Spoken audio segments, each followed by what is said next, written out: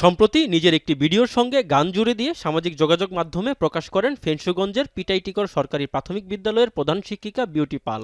এরপর সেই রিলসটি ভাইরাল হলে শুরু হয় আলোচনা সমালোচনা। সামাজিক মাধ্যমে একটি পক্ষের ট্রোল ও বুলিংয়ের শিকার হন শিক্ষিকা। এক পর্যায়ে ভিডিওটি সরিয়ে নিতেও বাধ্য হন তিনি। তবে এই শিক্ষিকার পাশে দাঁড়িয়েছেন সহকর্মী থেকে নেটিজেনদের একটি বড় অংশ। অনেকেই প্রতিবাদস্বরূপ একই গান জুড়ে দিয়ে ভিডিও পোস্ট করে সহমর্মিতা জানাচ্ছেন। আবার কেউ কেউ শ্রেণীকক্ষে গান গেয়ে করেছেন প্রতিবাদ। এদিকে এই ঘটনাকে ঘিরে শিক্ষিকার বিরুদ্ধে তদন্ত কমিটি গঠনের আলোচনাও ওঠে, যা নিয়ে সমালোচনার ঝড় ওঠে নানা মহলে। এখন প্রশ্ন হচ্ছে, শুধু নারী বলেই কি ট্রল বুলিংয়ের শিকার হতে হচ্ছে তাকে?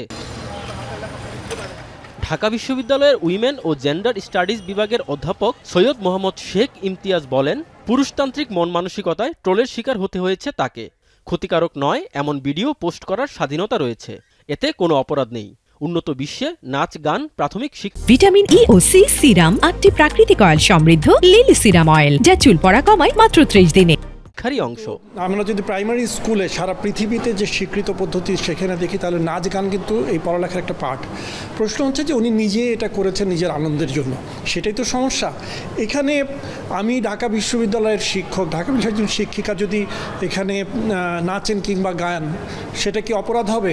আমার তো মনে হয় না। একই বিশ্ববিদ্যালয়ের শিক্ষা ও গবেষণা ইনস্টিটিউটের অধ্যাপক নূরে আলম সিদ্দিকী মনে করেন, শিক্ষকদের আচরণকে অযাচিতভাবে নিয়ন্ত্রণ করলে তার প্রভাব পড়বে শিক্ষায়। এই বিষয় নিয়ে তদন্ত কমিটি গঠন হলে তা খারাপ দৃষ্টান্ত হয়ে থাকবে। এই শিক্ষিকা যা করেছেন গোপনে কিছু করেননি।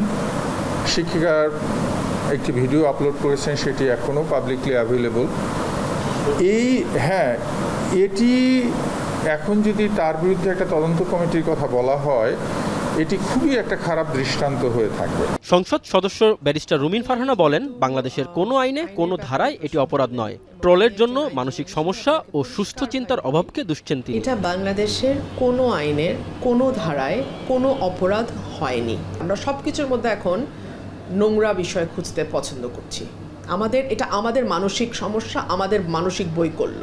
এদিকে শিক্ষা প্রতিমন্ত্রী গতকাল সিলেটে এক অনুষ্ঠানে বলেন, গান গাওয়াতে অন্যায় কিছু নেই। যে একজন একটা গান গেয়ে ভিডিও তুলেছে, ওই ভিডিওতে কোনো অশ্লীলতা বা এরকম কিছু নাই। এখানে আমি দেখিনি, আমি জানি না ভাই।